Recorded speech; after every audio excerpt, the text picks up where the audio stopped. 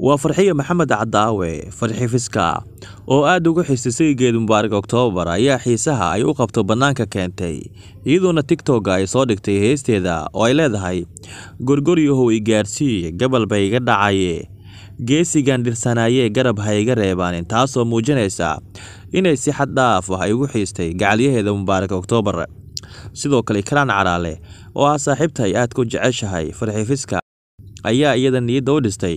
waxayna leedahay Farxiyo xaaladda deji waa lagu geenayaa xajigaaga muuqaalkaas ayaa noqday mid baraha bulshada lagu faafiyay saacadihii ugu dambeeyay sidoo kale muuqaalkan waxaanu ku eegi doonaa Farxi Fiska oo ku soo wajahan magaalada Hargeysa si mar kale ay dib ula midowdo saygeeda Mubaarak October balse muuqaalka intaan gudagal waxaan ka codsanayaa in muuqaalka noo shargareysan kuna soo biirtan boggeena saaxiibada waxaa tihiin dad aad iyo wanaagsan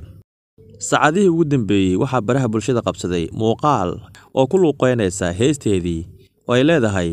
gorgoryahow i gaarsii taa oo ka dhigan in ay aad iyo ugu xiistay saygeeda Mubaarak October oo hadda ku sugan magaalada Hargeysa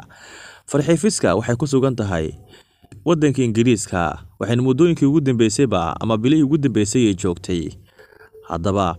waxa baraha bulshada qabsaday TikTok ay leedahay Karaan Caraale muuqaal ay soo dhigtay iyadoona muuqaalkaasina heestaasi gorgoryahow ay labadaba iska duubayeen Karaan Caraale ayaa waxay leedahay Farxiyo xaaladda deji oo waa lagu geenayaa xajigaaga iyadoona laga dheehanayo Farxi Fiska inay aad iyo ugu xiistay saygeeda Mubaarak October sidoo kale wararka waxay sheegayaan in magaalada Hargeysa ay ku soo wajahan tahay Farxiyo Axmed Cadaawe Farxi Fiska waxayna doonaysaa in mar kale ay la midowdo gacalyaheeda Mubaarak October sidoo kale Mubaarak October oo isagana muddooyinkii ugu dambeeyay baraha bulshada lagu arkin ayaa soo muuqday isagoo isku soo duubay heesta Farxi Fiska ee ku luuqeysay ee ah gorgoryahow i gaarsii taas ayaana keenaysa in labaanayaashan jaceelkooda uu yahay jaceyl aad iyo u guuleystay